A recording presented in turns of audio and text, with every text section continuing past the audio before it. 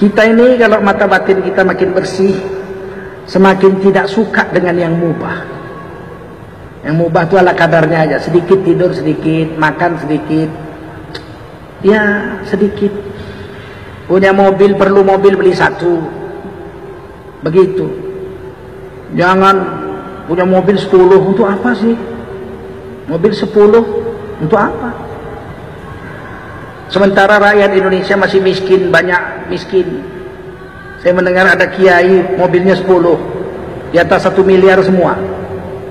Kerja nggak ada kerjaan. Dosen enggak, apa enggak, kerjaan nggak ada.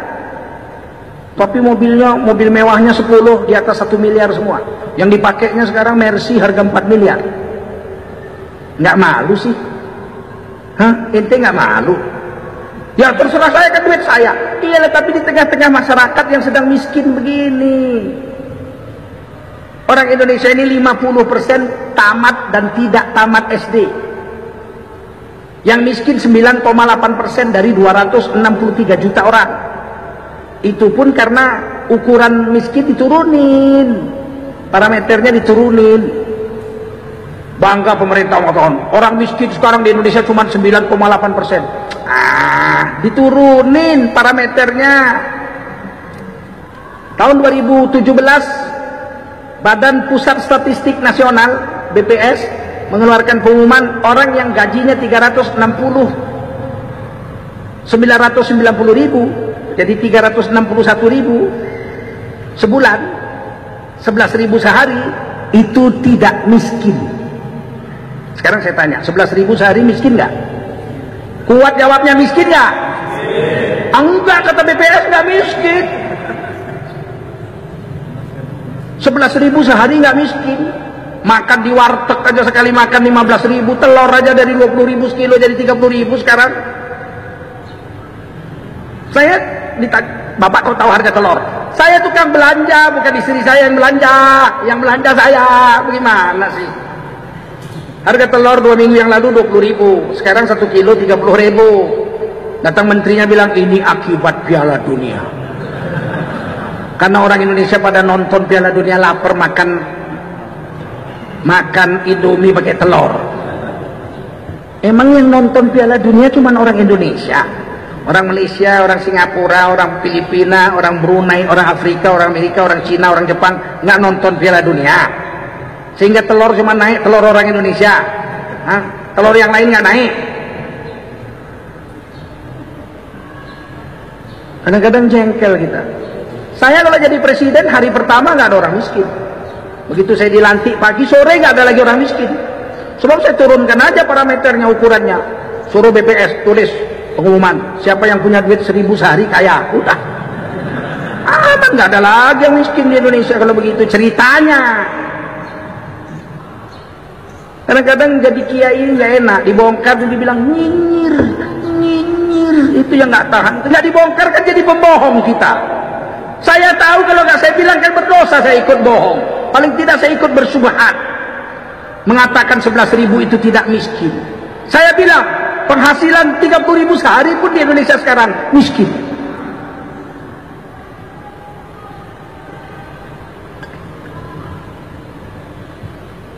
Manusia Indonesia ini diukur di Sumatera itu satu hari makannya 6 on. Berapa? 6 on. Saya anak istri 1, anak 2, 4. 4 kali 6 2,4 kilo. Kalau 1 kilo beras berapa?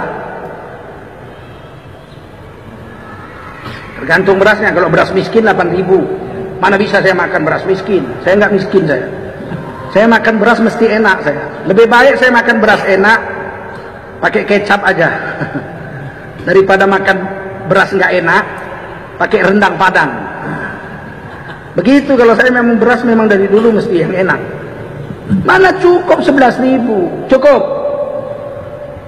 Kecuali makannya gaya orang miskin bener-bener, nasi putih semua 4 piring, beli ikan asin seekor, cium baunya aja. Ayo nak, ayo cium. Nah, gitu.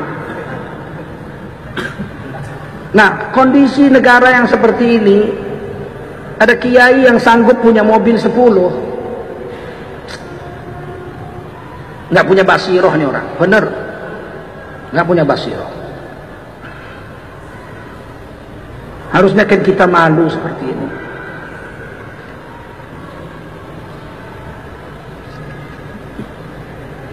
Kata Rasulullah SAW, jadi orang Islam itu tidak sempurna imannya sebelum mencintai saudaranya seperti mencintai diri sendiri.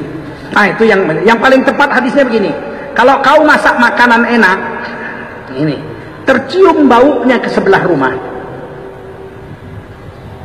maka kau kasihlah, kau berilah tetanggamu itu paling tidak sepiring makanan yang kau masak itu. Janganlah sampai perutnya melilit tapi nggak datang makanan yang kau masak.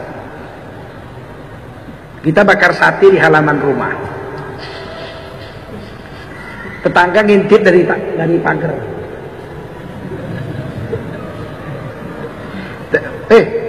Wah, lagi nonton ya? Bakar sate, Pak. Ini sate. Terus kawan-kawannya, anak-anaknya lihat ini. Selesai itu diangkat masuk ke dalam rumah, mereka pun makan. Baunya melilit, tetangga nggak dikasih. Tercela kamu di sisi Allah SWT. Paling tidak berikan ke samping. Kalau dagingnya kau masak sedikit, banyakkan kuahnya. Kuahnya banyak. Masak kari kambing, kuahnya sepiring, kikilnya sepotong. Disuruh Rasul. Bayangkan itu. Kikilnya sepotong, kuahnya sepiring. Artinya apa? Jangan sampai tetanggamu itu miskin, melarat. Dia lihat kau makan enak, nggak kau bagi. Bagaimana seorang kiai punya mobil 10, tetangga kanan kiri melarat, lihat itu macam mana? Kayak mana nak? Macam mana itu? Ya biar aja, kan hak saya. Makanya saya katakan orang seperti ini nggak punya basiroh. Nggak punya basiroh. Ibadahnya itu sama sekali tidak membuka mata batinnya. Kalau soal ibadah bertahun-tahun kemudian jadi kafir, iblis lah, ya enggak? Penghulu malaikat beribadah ribuan tahun, tapi kemudian aba wastakbar, congkak, sombong, wa kana minal kafirin, jadilah iblis kafir. Mudah-mudahan kita termasuk orang yang dipilih Allah untuk terbuka mata batin kita. Banyak sekali ya tentang hak-hak tetangga yang diceritakan Nabi. Jika kamu mau membangun rumah, janganlah kau buat dinding rumahmu tinggi sehingga matahari menghalangi tetanggamu, sehingga dia nggak dapat sinar matahari. Nggak boleh itu. Atau kau bangun rumah, kau timbun tanahnya, tinggikan sehingga kalau banjir datang tetanggamu kebanjiran, kamu sendiri karena lantainya tinggi, kamu aman. Kawan sebelah berenang, kamu lihat itu. Berenangnya Pak, nasib Pak, itulah makanya tanahnya rendah sih. Dinaikin. Lihat tetanggamu juga. Kalau dia nggak naikkan, kamu jangan naikkan. Kecuali kamu naikkan dia, kamu naikkan juga.